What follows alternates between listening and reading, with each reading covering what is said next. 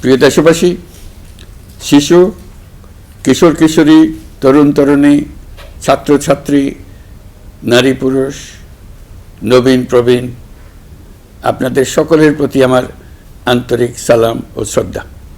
আসসালামু আলাইকুম।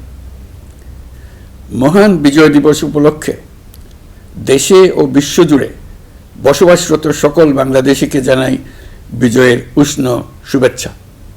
আজ বাংলাদেশের ইতিহাসের এক অবিস্মরণীয় গৌরবময় দিন। 1971 সালে 9 মাসের রক্তক্ষয়ী মুক্তিযুদ্ধ শেষে এই দিনে আমরা পাই কাঙ্ক্ষিত বিজয়ের স্বাদ। অনেক ত্যাগ তিতিক্ষা আর লাখো শহীদের রক্তের বিনিময়ে পাই একটি স্বাধীন দেশ ও লাল সবুজের পতাকা। গভীর শ্রদ্ধার সঙ্গে স্মরণ করছি মহান মুক্তিযুদ্ধ সহ স্বাধীনতার জন্য যুগ যুগ ধরে লড়াই সংগ্রামে যারা আত্মত্যাগ করেছেন সেই সব বীর যোদ্ধা ও শহীদদের। তাদের এই অবদান আমাদের অন্যায় অত্যাচারের বিরুদ্ধে রুখে দাঁড়ানোর প্রেরণা ও সাহস যোগায়। সকল সংকট সংগ্রামে দেখায় মুক্তির পথ। মুক্তিযুদ্ধে বিজয়ের মধ্য দিয়ে স্বাধীনতার যে নতুন সূর্য উদিত হয়েছিল, বিগত বছরগুলোতে তা স্বৈরাচার ও ফ্যাসিবাদে ম্লান হয়েছে। জুলাই গণ অভ্যুত্থানের মধ্য দিয়ে আমরা আবারও একটি বৈষম্যহীন, দুর্নীতিমুক্ত, স্বাধীন ও সার্বভৌম গণতান্ত্রিক রাষ্ট্র ব্যবস্থা প্রতিষ্ঠার সুযোগ পেয়েছি। অন্তর্বর্তীকালীন সরকার একটি উন্নত ও সুশাসিত বাংলাদেশের শক্তিশালী ভিত গড়ে তুলতে যে বিস্তৃত সংস্কার কর্মসূচি গ্রহণ করেছে, দেশের আপামর জনগণের সম্মিলিত অংশগ্রহণের মধ্য দিয়ে আজ আমরা তার সফল পরিসমাপ্তির পথে এগিয়ে যাচ্ছি। প্রিয় দেশবাসী, আপনাদের সামনে আজ উপস্থিত হয়েছি অত্যন্ত ব্যথিত হৃদয়ে।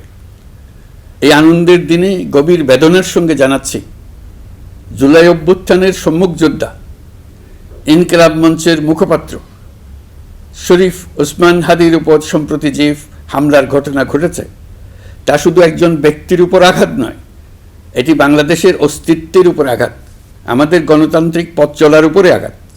শরীফ ওসমান হাদি বর্তমানে সংকটাপন্ন অবস্থায় চিকিৎসাধীন।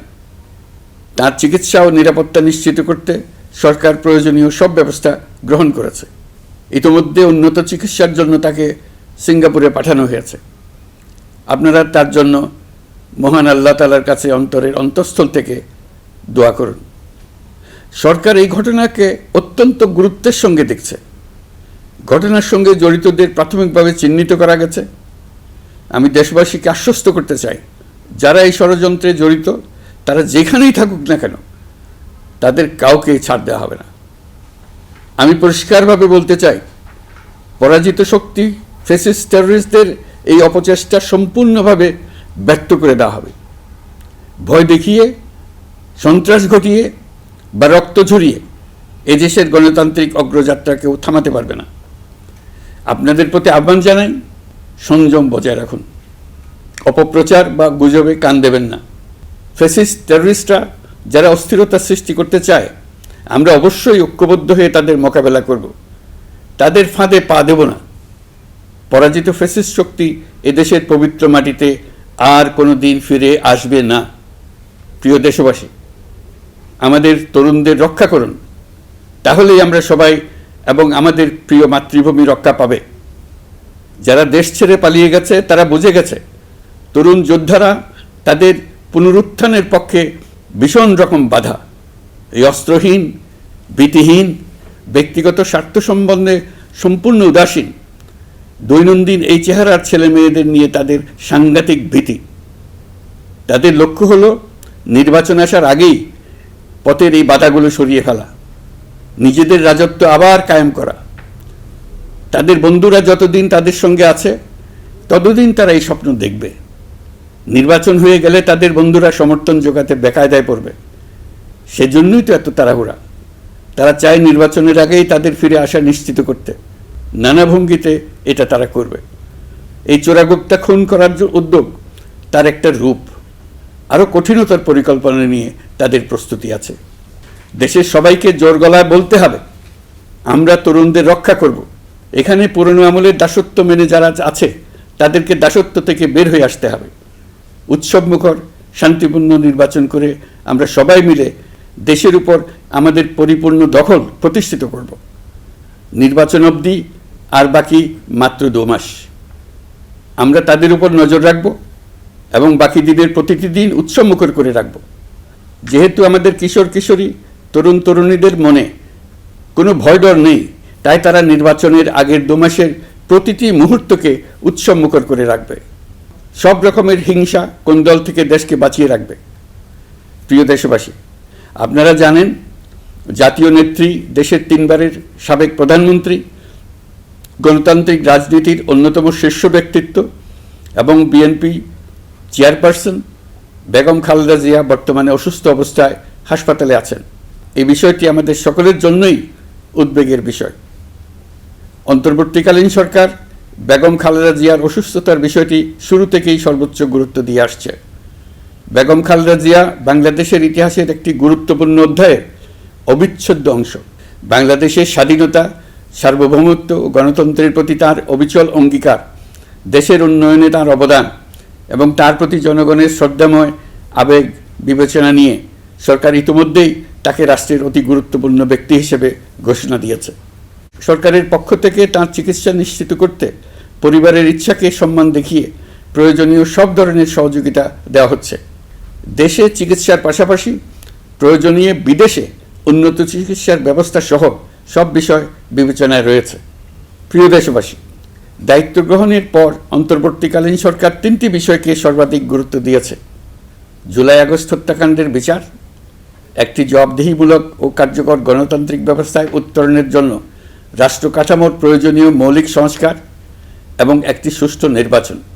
জুলাই গণঅভ্যুত্থানকালে তৎকালীন ফ্যাসিস্ট সরকারের নির্দেশে সংগঠিত হত্যাকাণ্ডের বিচার কাজ যথাযথ আইনি প্রক্রিয়ায় এগিয়ে চলছে। ইতিমধ্যে ট্রাইব্যুনাল কর্তৃক একটা মামলার রায় ঘোষিত হয়েছে। আন্তর্জাতিক অপরাধ ট্রাইব্যুনাল স্বাধীন ও স্বচ্ছ প্রমাণভিত্তিক বিচার প্রক্রিয়ার মাধ্যমে দেশের ছাত্র, শ্রমিক ও সাধারণ জনগণের উপর নির্বিচার হত্যাকাণ্ডের প্রধান নির্দেশদাতা হিসেবে পতিত ফ্যাসিস্ট সরকারের প্রধান শেখ হাসিনাকে মৃত্যুদণ্ড প্রদান করেছে। যথাযথ আইনি প্রক্রিয়া অংশ হিসেবে অভ্যুত্থানের পর পলাতক শেখ হাসিনা এবং এই মামলার সাজাপ্রাপ্ত অপর আসামি সাবেক স্বরাষ্ট্রমন্ত্রী আসাদুজ্জামান খানকে দেশে ফেরানোর জন্য সরকার আনুষ্ঠানিকভাবে ভারত সরকারকে অনুরোধ জানিয়েছে। প্রিয় দেশবাসী, ইতিমধ্যে বেশ কিছু প্রাতিষ্ঠানিক ও কাঠামোগত সংস্কার সম্পন্ন করা হয়েছে। কয়েক ডজন পুরনো আইন সংশোধন করা হয়েছে এবং বেশ কয়েকটি নতুন আইন প্রণয়ন করা হয়েছে। সংস্কারের সবচেয়ে বড় পদক্ষেপ হচ্ছে জুলাই জাতীয় সনদ।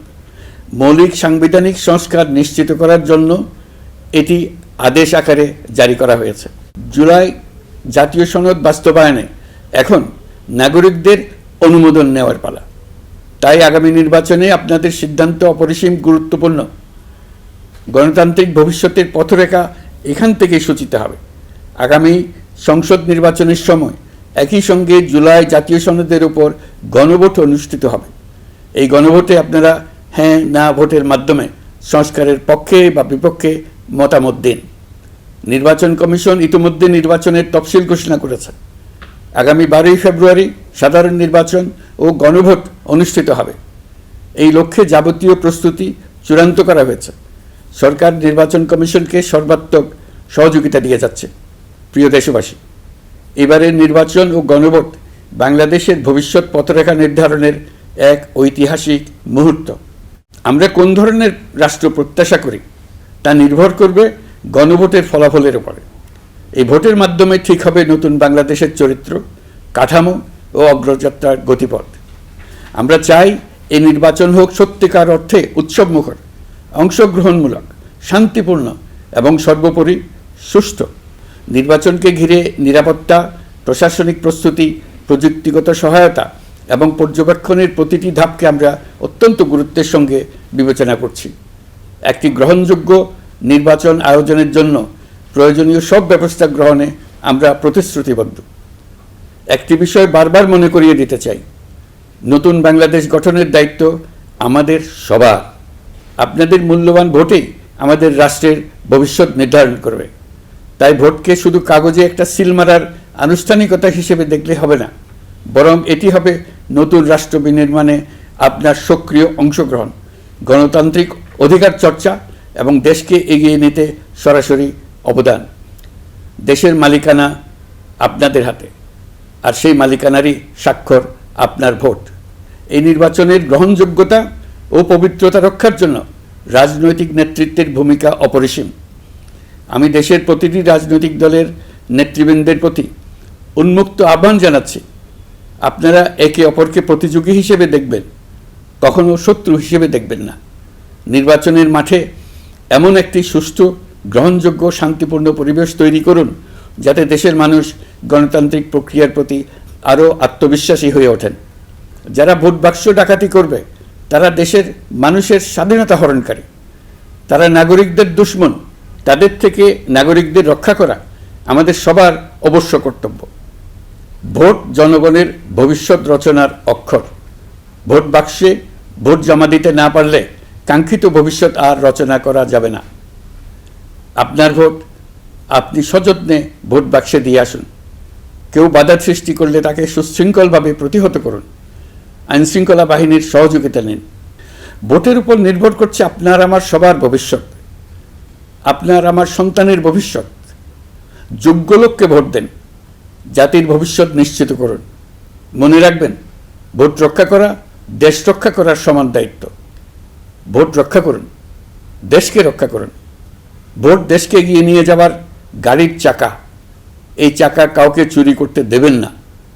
আসন্ন জাতীয় নির্বাচন ও গণভোটকে সামনে রেখে প্রশাসনকে আরও কার্যকর, নিরপেক্ষ ও নির্বাচনী পরিবেশের উপযোগী করতে সরকার মাঠ প্রশাসন ও পুলিশ প্রশাসনে বেশ কিছু রদবদল করেছে। এই পরিবর্তনগুলো কারো প্রতি অনুরাগ বা বিরাগ প্রসূত নয়। এগুলো করা হয়েছে দক্ষতা, যোগ্যতা এবং পেশাগত সক্ষমতার ভিত্তিতে। আমাদের লক্ষ্য একটাই, দেশের প্রতিটি ভোটার যেন ভোট দিতে পারেন নিরাপদ পরিবেশে, ভয়মুক্ত মনে এবং সর্বোচ্চ স্বাধীনতায়। নির্বাচন কমিশন যদি মনে করে আরও কোনো পদক্ষেপ প্রয়োজন, তা কমিশন অবশ্যই গ্রহণ করবে। প্রিয় দেশবাসী, জুলাই সনদ জাতির ভবিষ্যৎ পথযাত্রার একটি ঐতিহাসিক দলিল।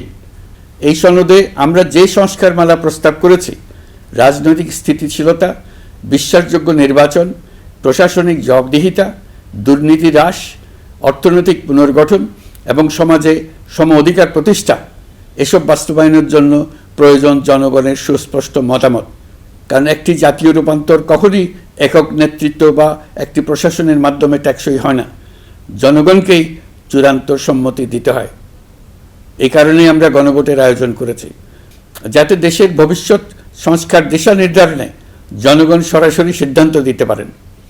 এই গণভোট হবে বাংলাদেশের ইতিহাসে নতুন মাইলফলক। এখানে আপনাদের প্রতিটি ভোট আগামী দিনের রাষ্ট্র ব্যবস্থার ভিত্তি স্থাপন করবে। এবারের নির্বাচনটি অনেক বেশি গুরুত্বপূর্ণ, কারণ একই দিনে এবার দুটি ভোট, একটি সংসদ সদস্য নির্বাচনের ভোট আর একটি গণভোট, যার প্রভাব হবে শতবর্ষব্যাপী। কাজেই অবশ্যই ভোট দেন, ভবিষ্যৎ নিশ্চিত করুন। এর মাধ্যমে আপনারা জানিয়ে দিন, আপনারা কি জুলাই সনদের সংস্কার কাঠামোকে এগিয়ে নিতে চান কি চান না। আপনাদের ভোটই নির্ধারণ করবে রাষ্ট্র কোন পথে অগ্রসর হবে, প্রশাসন কোন কাঠামোয় পুনর্গঠিত হবে এবং নতুন বাংলাদেশ কেমন রূপ পাবে।